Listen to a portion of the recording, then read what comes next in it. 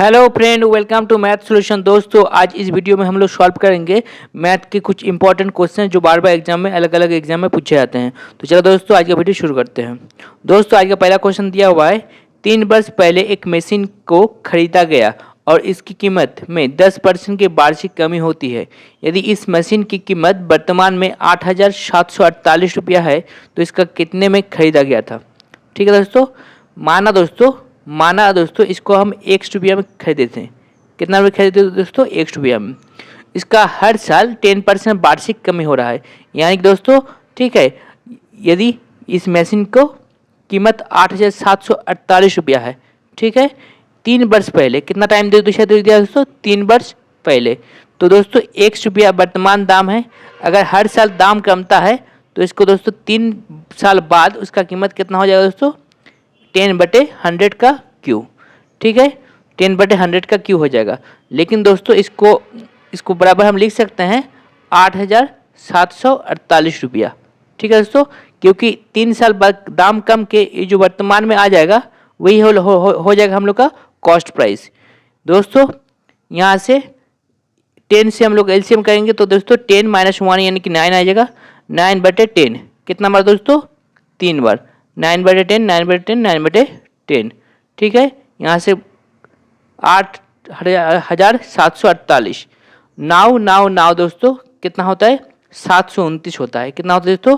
729 होता है। नाव को 3 बार मल्टीप्लाई करने से दोस्तों 9×2 = 18, 9×2 = 18, यानी कि दोस्तों इस कितना में कट जाएगा? 12 में कट जाएगा, 12 में कट जाएगा। तो हम लोग का करेक्ट आंसर आ जाएगा दोस्तों, यहाँ पे 12 आ गया और 1 0 2 0 3 0, यानी कि दोस्तों 12,000 रुपया आगे हम लोग का करेक्ट आंसर। यानी कि दोस्तों वो जो मशीन है उसका खरीदा गया था कितना दोस्तों? 3 साल पहले 12,000 में खरीदा गया था। ऑप्शन नंबर बी हो रहा है हम लोग का करेक्ट आंसर। ठीक है दोस्तों, उम्मीद करता हूँ आपको ये मैथ अच्छा से समझ में आया होगा। दोस्तों चैनल को सब्सक्राइब कर दीजिए, बेल आइकन प्रेस कर दीजिए। ठीक है, अब करते हैं अगला क्वेश्चन। दोस्तों अगला क्वेश्चन दिया हुआ है, 1/8 divide by 5/8 plus 1/4 Guna 3/5 minus 2/5 5 गुना 7। दोस्तों लिखेंगे 1/8। ठीक है दोस्तों, ये डिवाइड क्या हो जाएगा दोस्तों? मल्टीप्लाई हो जाएगा, 8/5 आ जाएगा। प्लस लिखेंगे दोस्तों 1/4 गुना लिखेंगे दोस्तों 3/5 माइनस 2/5। ठीक है दोस्तों, गुना लिखेंगे 5/7। ये 5 से 5 कट गया, ये 8 से 8 कट गया, यानी कि आ गया दोस्तों 1/5 प्लस यहाँ दोस्तों 3 आ रहा है 20, 4 गुना 5 20 होता है, माइनस 2/7। ठीक है, इसका हम एलसीएम ले लेंगे दोस्तों। 20 7 और 5 का एलसीएम हो जाएगा दोस्तों 140। 5 से 140 को भाग देंगे दोस्तों, आगे 28 बराबर। ठीक है, 0 से 0 कट जाएगा, 2 7 यानी कि आगे 21 बराबर, और 7 दूने 20 यानी कि आगे दोस्तों 40 बराबर। तो यहाँ लिखेंगे दोस्तों, ठीक है, 28 प्लस हम लोग का 21 आ जाएगा। यहाँ देख सकते हैं 28 प्लस 49 आता है। 49 से अगर 40 माइनस करते हैं तो आ गया दोस्तों 7/140। दोस्तों 9 ठीक है, 49 से अगर 40 को माइनस करते हैं तो आ जाएगा दोस्तों 9, यानी कि 9/140 हो रहा है हम लोग का करेक्ट आंसर, जो ऑप्शन नंबर बी में दिया हुआ है। यानी कि ऑप्शन नंबर बी हो रहा है हम लोग का करेक्ट आंसर। ठीक है दोस्तों, चैनल को सब्सक्राइब कर दीजिए। अब करते हैं अगला क्वेश्चन।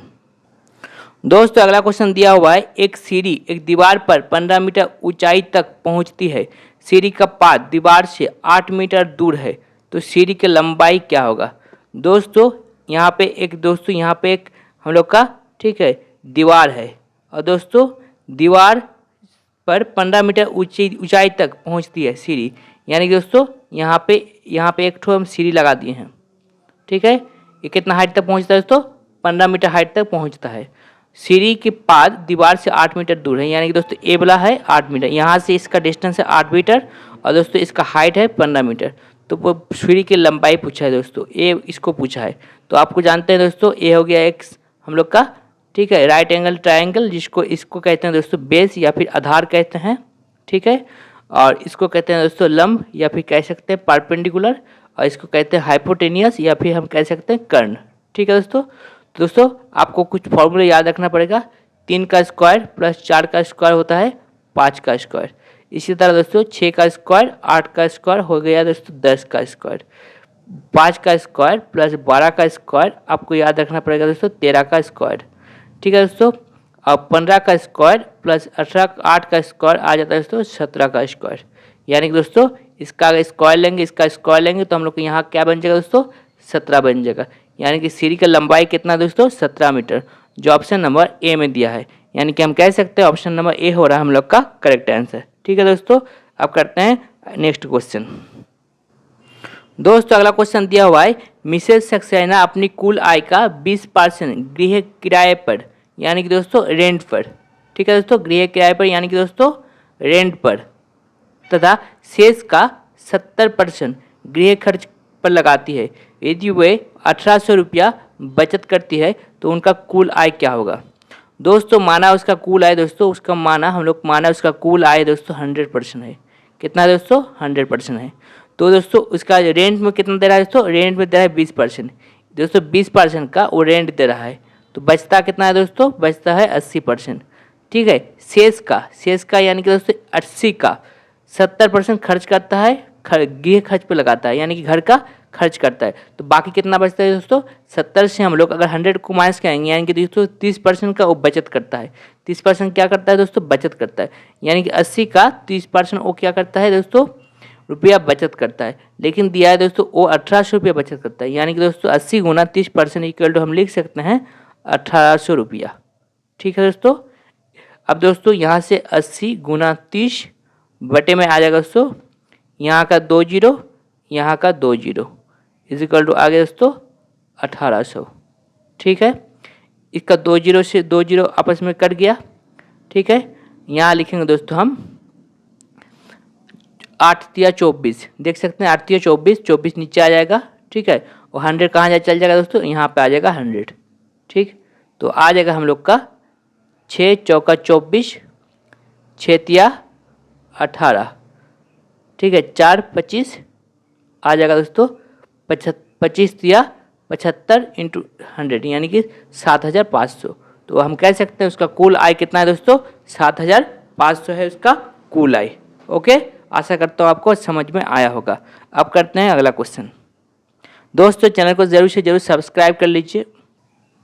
दोस्तों अगला क्वेश्चन दिया हुआ है, 360 मीटर लंबी एक रेलगाड़ी 45 किमी पर घंटा की गति से दौड़ रहा है।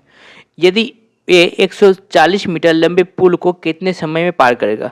दोस्तों रेलगाड़ी का जो स्पीड दिया है, स्पीड या फिर हम कह सकते हैं दोस्तों भी, ठीक है, स्पीड दिया है दोस्तों 45 किलोमीटर पर आवर।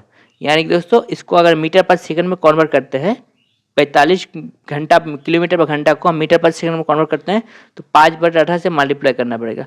9 से भाग देंगे, 9 2 18, 9 5 45, यानी कि दोस्तों 5 5 25, ठीक है दोस्तों, बटे 2, यानी कि दोस्तों 25 मीटर जा रहा है दोस्तों 2 सेकंड में।